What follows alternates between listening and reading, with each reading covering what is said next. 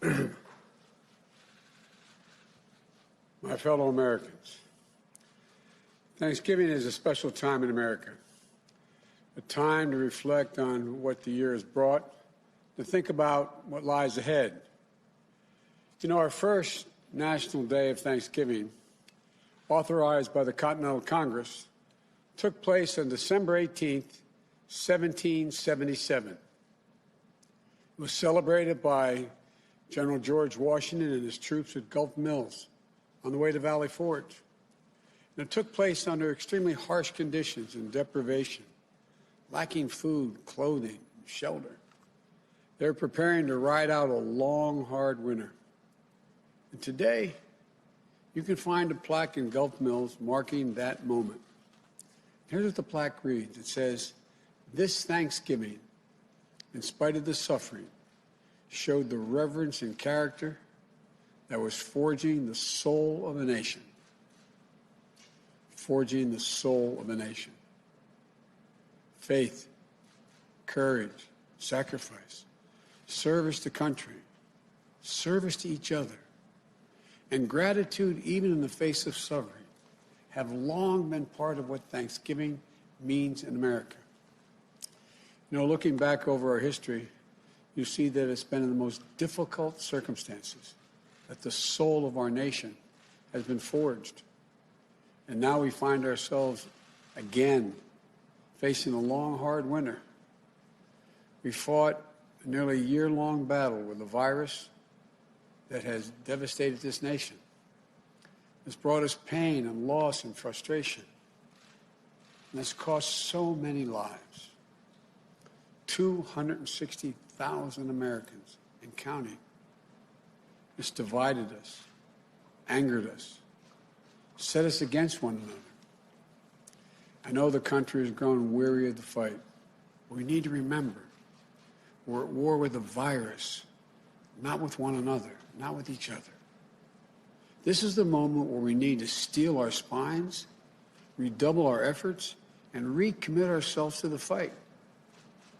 Let's remember, we're all in this together. Sounds trite to say it, but we're all in this together. For so many of us, it's hard to hear this fight isn't over. We still have months of this battle ahead of us. For those who have lost a loved one, I know that this time of year can be especially difficult. Believe me, I know. I remember that first Thanksgiving, the empty chair, the silence takes your breath away. It's really hard to care. It's hard to give thanks. It's hard to even think of looking forward. And it's so hard to hope. I understand. I'll be thinking and praying for each and every one of you at this Thanksgiving, at your Thanksgiving table, because we've been there. This year we're asking Americans to forego so many of the traditions that we've long made this holiday, which made it so special. For our families, for 40-some years, we've had a tradition of traveling over Thanksgiving. Tradition that we've kept every year save one, the year our son Bo died. But this year, we'll be staying home. We've always had the big family gatherings at Thanksgiving. Kids, grandkids, aunts, uncles, brothers, sisters, and more. For the Bidens, the days around Thanksgiving have always been a time to remember all we had to be grateful for, and a time to begin to think about Christmas and begin even to do the Christmas list. But this year, because we care so much for each other, we're going to be having a separate Thanksgiving. For Jill and I, we'll be at our home in Delaware with our daughter and our son-in-law. The rest of the family will be doing the same thing in small groups. So I know how hard it is to forego family traditions. But it's so very important. Our country is in the middle of a dramatic spike in cases. We're now averaging 160,000 new cases a day. And no one will be surprised if we hit 200,000 cases in a single day. Many local health systems are at risk of being overwhelmed. That's the plain and simple truth. Nothing made up, it's real. And I believe you always deserve to hear the truth. Hear the truth from your president. We have to try to slow the growth of this virus.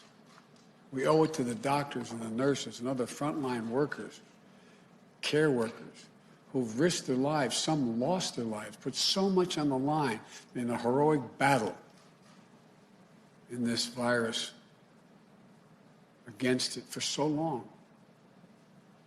You know, we owe that to our fellow citizens who need access to hospital beds and care to fight this disease. We owe it to one another.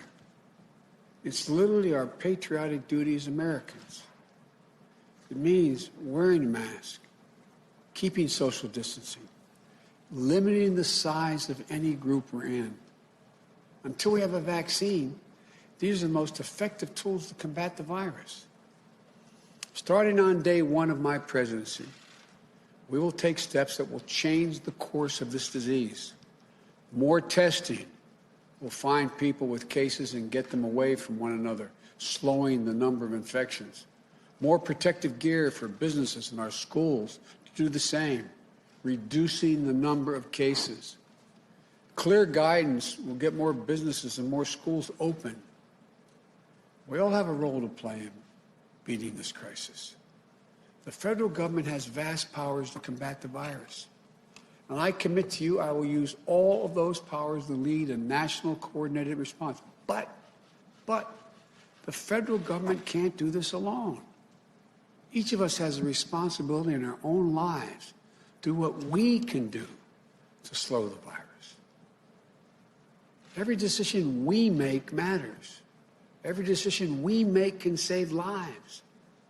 None of these steps we're asking people to take are political statements. Every one of them is based on science, real science. Now, the good news is there has been significant record-breaking progress made recently in developing a vaccine. And several of these vaccines look extraordinarily effective. And it happens that we're on track for the first immunization to begin by late December, early January. Then we'll need to put in place a distribution plan to get the entire country immunized as soon as possible, which we will do, but it's going to take time. I'm hoping the news of the vaccine will serve as an incentive to every American to take these simple steps to get control of the virus. There's real hope, tangible hope. So hang on. Don't let yourself surrender to the fatigue, which I understand it is real fatigue. I know we can and we will beat this virus. America's not going to lose this war. We'll get our lives back. Life is going to return to normal, I promise you. This will happen. This will not last forever. So yes, it's been a really hard year, particularly hard for over 250,000 people and their families. But I still believe we have much to be thankful for. There's so much to hope for, much to build on, much to dream of. Here's the America I see, and I believe it's the America you see as well. America that faces facts, an America that overcomes challenges, an America where we seek justice and equality for all people, an America that holds fast to the conviction that out of pain comes possibility, out of frustration comes progress, and out of division, unity. You all know in our finest hours, that's who we've always been, and that's who we shall be again. For I believe that this grim season of division, demonization, is going to give way to a year of light and of unity. Why do I think so? Because America is a nation not of adversaries, but of neighbors. Not of limitations, but of possibilities. Not of dreams deferred, but of dreams realized. I've said many times that this is a great country We are a good people. This is the United States of America. And there's never been anything we've been unable to do when we've done it together. Think of what we come through as a nation. How many things we've come through? Centuries of human enslavement, cataclysmic civil war, exclusion of women from the battle box, world wars, Jim Crow, the long twilight struggle against Soviet tyranny that could have ended not in the fall of the Berlin Wall, but in nuclear Armageddon. Look, I'm not naive. I know that history is just that, history. But to know what came before, what's come before, what's happened before, can help arm us against despair. Knowing that previous generations got through the same universal human challenges that we face. The tension between selfishness and generosity, between fear and hope, between division and unity. And what was it that brought the reality of America into closer alignment with the promise of reality, justice, and prosperity? Sounds corny, but it was love, plain and simple. Love of country. Love of one another. We don't talk much about love in our politics. The political arena is too loud, too angry, too heated. To love our neighbor as ourselves is a radical act. It is what we're called to do. We must try. For only in trying, only in listening, only in seeing ourselves as bound together in what Dr. King called the mutual garment of destiny, can we rise above divisions and truly heal. Look, we all know America's never been perfect, but we've always tried to fulfill the aspiration of the Declaration of Independence, that all people are created equal, created in the image of God, and we've always sought to form a more perfect union. What should we give thanks for this season? Well, first, let's be thankful for democracy itself.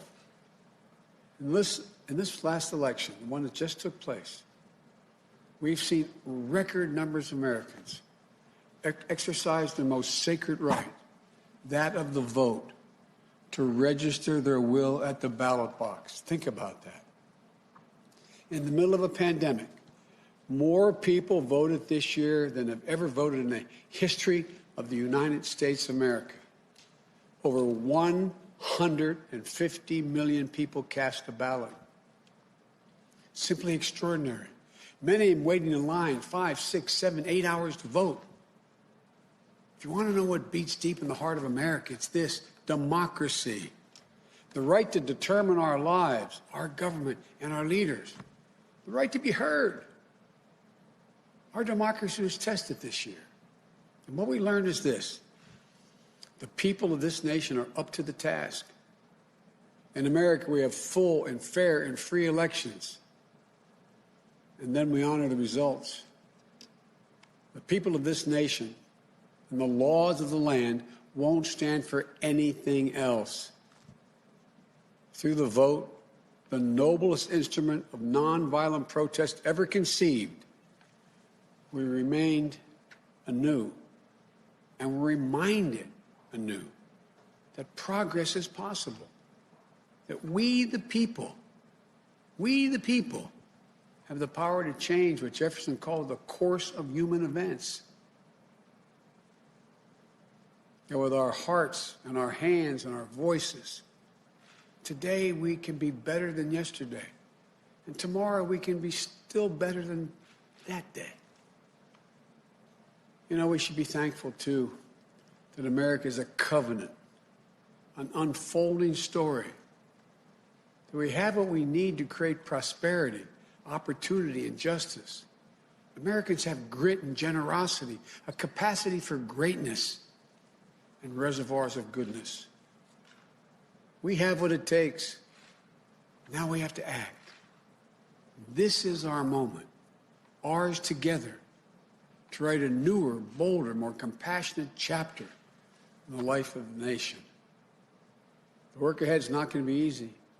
It will not be quick. You want solutions, not shouting. reason, not hyperpartisanship, light, not heat. You want us to hear one another again, see one another again, respect one another again. You want Democrats and Republicans and independents to come together and work together. And that, my friends, is what I'm determined to do. Americans dream big. As hard as it may seem this Thanksgiving, we're going to dream big again. Our future is bright. The fact I've never been more optimistic about the future of America than I am right now. I, honest to God, believe the 21st century is going to be an American century.